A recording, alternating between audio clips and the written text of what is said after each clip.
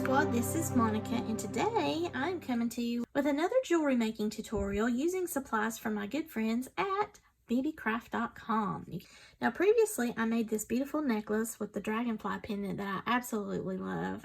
I got those supplies from Beebeecraft and I wanted to make a matching bracelet. I'm going to use one of those little magnetic clasps, and I thought originally I might do like a multi-strand, 4-strand something, but I have decided now I'm going to just do 2-strand.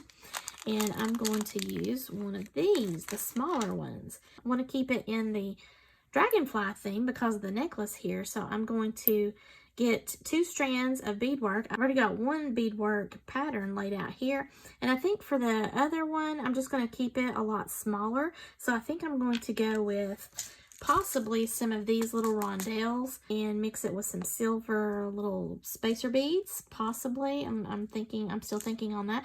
Then I'm going to add one of these cute little dragonfly beads as the charm for the 2nd strand there.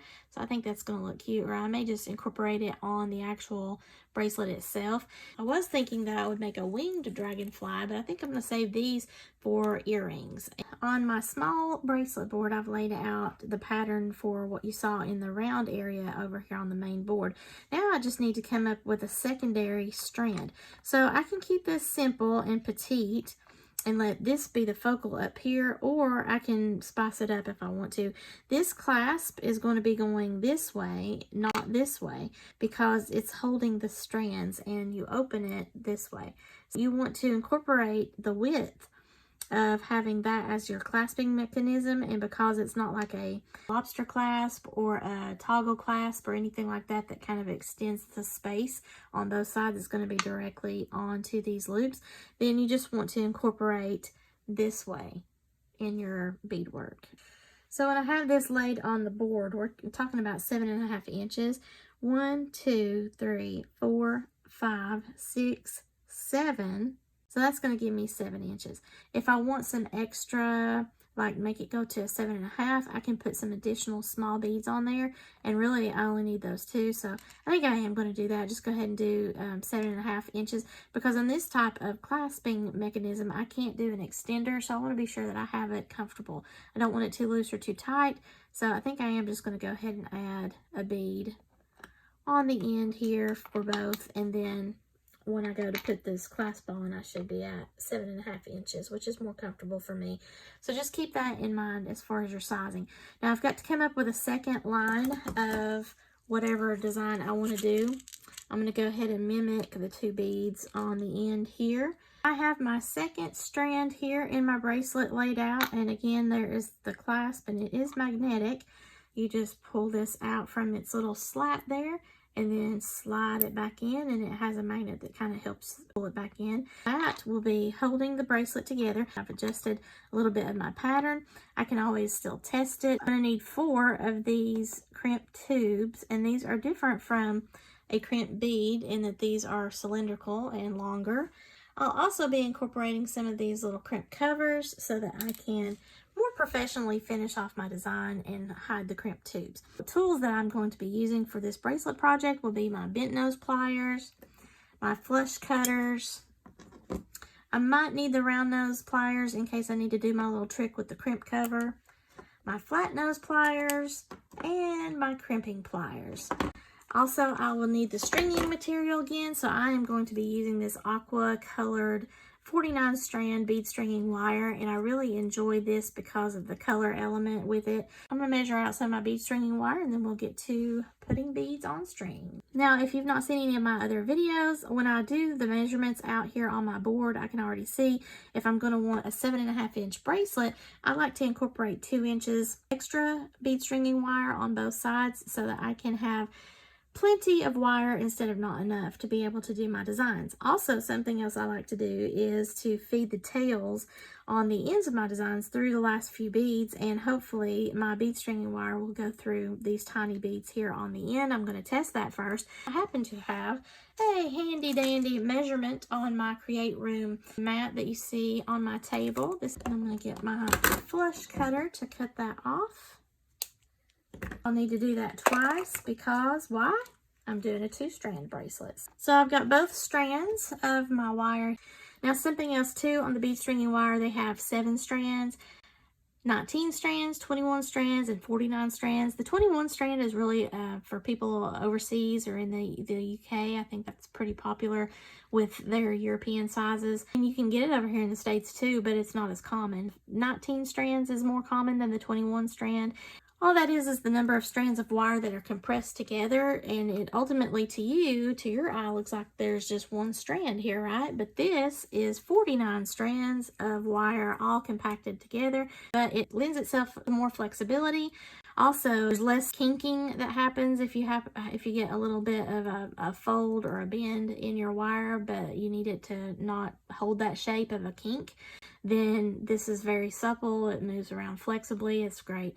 The 7-strand wire is really for beginners, or if you're making jewelry for kids, you know, something that you're trying to practice a lot on your jewelry making. You can start out with the 7 strands. I still make my own bracelets that I wear with 7 strands, but it just depends on your personal taste. The 7 strands spools are more economical, but as you go up in the number of strands, say the 19 strands and now the 49 strands, it gets more expensive and you have less on a spool. So it just depends if you're just making something to, you know, kind of play around in or practice in, or if you're making items to sell, you might want to upgrade and do the 49 strands of wire just because it is a little bit more high quality and less problematic. I want to go ahead and crimp onto one side of my clasp here so that I can get a stopper essentially for my beadwork. And I'm just going to grab one of my crimp tubes and go down the crimp wire, and then I'm going to grab one side of my little clasp. Now when you're dealing with magnetic clasps and bead stringing wire, it is going to maybe bend over to the clasp and whatnot, so you're going to have a little bit of finagling to do with magnetic clasps, but it's not too bad. You just want to give this a pinch on the loop. You're not flattening this, you're just pinching it to kind of get that guided through the crimp tube a little bit better. I nudge mine up with my fingernail, and then I want to get close, but not so close that when I crimp this, it'll be too tight and not have enough wiggle room. I've got my fingernail on the left, keeping those wires side by side so that they don't cross over. I'm going to get my crimping plier right here beside my clasp and then just give it a squeeze in that back channel there that makes that U shape. I'm going to come over the top, and either side of that U shape, I'm now in the front part of my pliers, and I'm going to give that a squeeze so that I'm essentially what I like to call closing the sandwich. You can see that's now side by side like this. And if you feel like it still needs to go a little bit because this is a 49 strand bead stringing wire, then I just come on either side of my closed sandwich and give it another little squeeze with my bent nose pliers or your flat nose pliers, whatever you prefer doing. So that is one wire. And then you can go ahead and put on your crimp cover if you'd like. You can go ahead and put on both wires if you want, and it's just totally your preference. When you're working with these double strands, sometimes they can kind of get in the way of each other. So if you've got huge, like gumball size beads, you might want to do one strand at a time, but I'm okay with going ahead and adding on both strands. I'm going to go ahead and take one of my crimp covers. I'm going to use my little round nose pliers to do my trick in order to get this a little bit more open. I'm just going right there in the middle of it and just giving it a squeeze. It just opens that center a little bit more.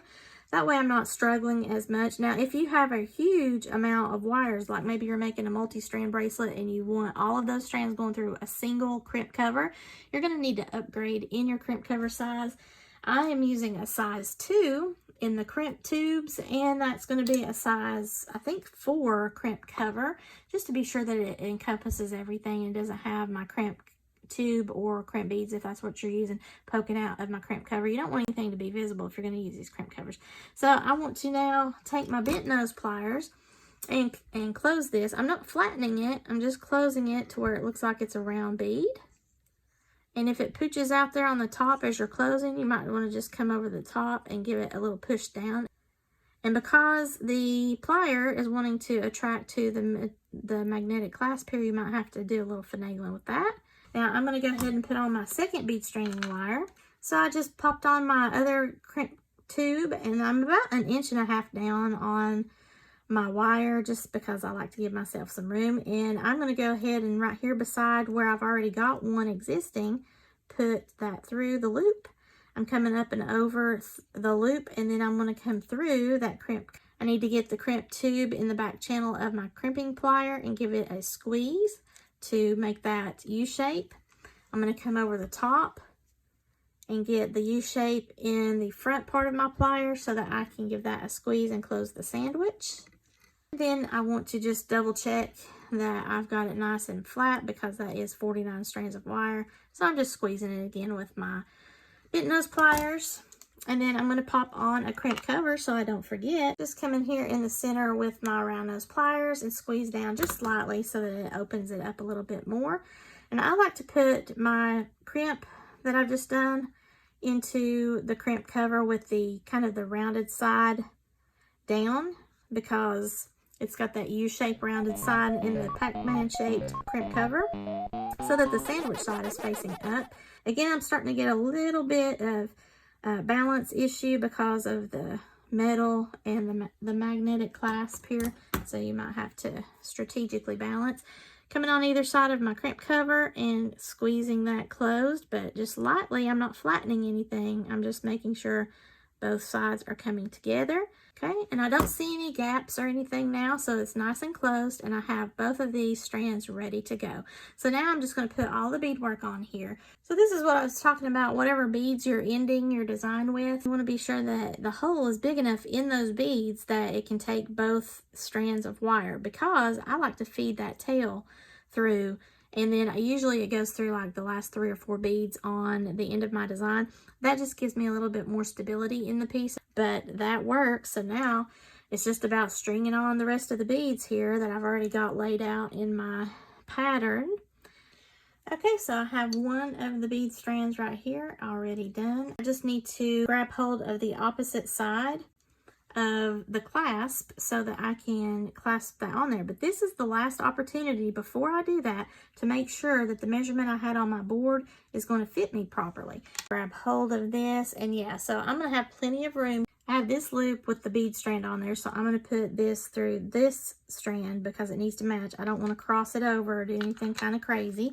So I've got to grab the crimp tube first, and then take this through the loop. And again, you might have a little bit of issue because this is a magnetic clasp. What I'm going to do here too, because I don't need all of this length, I'm going to just trim that off. You might want to be careful when you cut that to be sure it doesn't fly off and get you in your eye. I've now put that through the loop. I'm going to go over the loop through the crimp tube, and then I'm going to have to put it through some beads. Now, I want to be sure I'm not going to cross, so I like to pinch that loop. My wires are side by side. I'm nudging that down there with my fingernail and get that through my beadwork. So there's one bead. Yay! Okay, so now I've got that little bitty tail popping out. I need to pull out the slack.